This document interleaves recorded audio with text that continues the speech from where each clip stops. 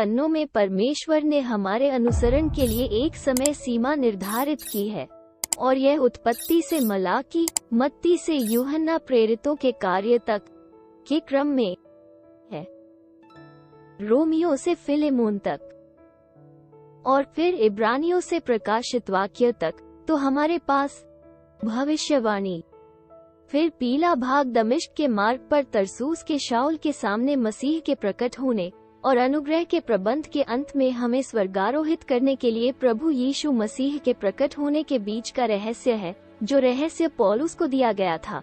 और फिर हमारे स्वर्गारोहण के बाद इस्राएल पर 7 वर्षों का क्लेश आएगा और पाप का मनुष्य प्रकट होगा, और फिर यीशु मसीह का दूसरा आगमन और मसीह के 1000 साल के शासन को फिर से भविष्यवाणी में कहा गया।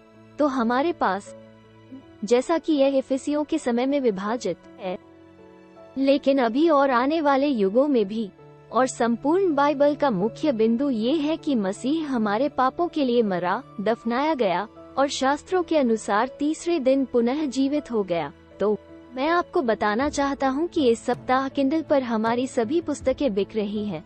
तो हमारे पास वे 99 सेंट के लिए है इस सप्ताह अमेज़न पर किंडल प्रारूप में उपलब्ध। परमेश्वर का रहस्य, रोमियो एक संक्षिप्त टिप्पणी, पहला कुरिन्थियों एक टिप्पणी, दूसरा कुरिन्थियों एक टिप्पणी, इफिसियों एक टिप्पणी, फिलेमोन एक टिप्पणी, और उसमें कुलुसियों और मेरा मतलब है फिलिप्पियों, कुलुसियों और फिलेमोन और टिप्पणियां भी हैं। क्षमा करें, आशा है आपको चक्कर नहीं आ रहा होगा। और फिर हमारे पास कैसे बचा जाए इस पर एक सरल छोटी पुस्तिका है। पूर्व क्लेश के मेघारोहण की निश्चितता, प्रथम और द्वितीय थिस्सलुनीकियों पर एक टिप्पणी है। हमारे पास ये भी प्रश्न है कि पृथ्वी निराकार, शून्य और अंधकार में क्यों थी? परमेश्वर ने स्वर्ग और पृथ्वी को कैसे बनाया? पौलुस के देहाती पत्र, जो प्रथम और द्वितीय तीमुथियुस, तीतुस और फिलेमोन है।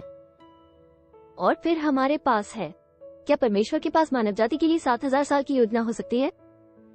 रोमियो को सही ढंग से विभाजित करने वाली अध्ययन मार्गदर्शिका, जो एक टिप्पणी भी है, और प्रथम कुरिन्थियों को सही ढंग से विभाजित करने वाली अध्ययन मार्गदर्शिका, और गलातियों को सही ढंग से विभाजित करने वाली अध्ययन मार्गदर्शिका भी है। ओह, मुझे गलतियों से पहले द्वितीय कुरिन्थियों को सही ढंग से विभाजित करने वाली द्वितीय कुरिन्थियों की अध्ययन मार्गदर्शिका डालनी चाहिए थी। मेरी गलती थी। और फिर हमारे पास बच्चों की एक किताब है। जैसा कि भगवान ने कहा, वो रंगीन और काले और सफेद रंग में आता है और स्वर्गारोहण से चूक जाता है। इब्रानियों पर यह टिप्पणी पढ़े तो ये पौलुस द्वारा नहीं लिखा गया है, और यह इब्रानियों के बारे में है, ये मसीह के शरीर के विषय में नहीं है। इसके बाद हमारे पास प्रेरितों के कार्यों पर 3 भागों की श्रृंखला और पौलुस के सभी पत्रों पर 3 खंडों की श्रृंखला है। तो मुझे उम्मीद है कि आप अमेरिका, अमेज़न, किंडल और ब्रिटेन में भी इस सेल का लाभ उठाएंगे। और महत्वपूर्ण बात यह समझना है, क्या हम सांसारिक या स्वर्गीय निर्देशों का पालन करते हैं? खैर, चूंकि हम मसीह की देह हैं जो स्वर्गीय स्थानों में रहेंगे, इसलिए हम अपने स्वर्गीय निर्देशों का पालन करते हैं। लेकिन हम रोमियो 2 के अलावा बाइबल के बाकी हिस्सों में दिए गए सांसारिक निर्देशों से भी सीख सकते हैं। फिलेमोन, देखने के लिए धन्यवाद।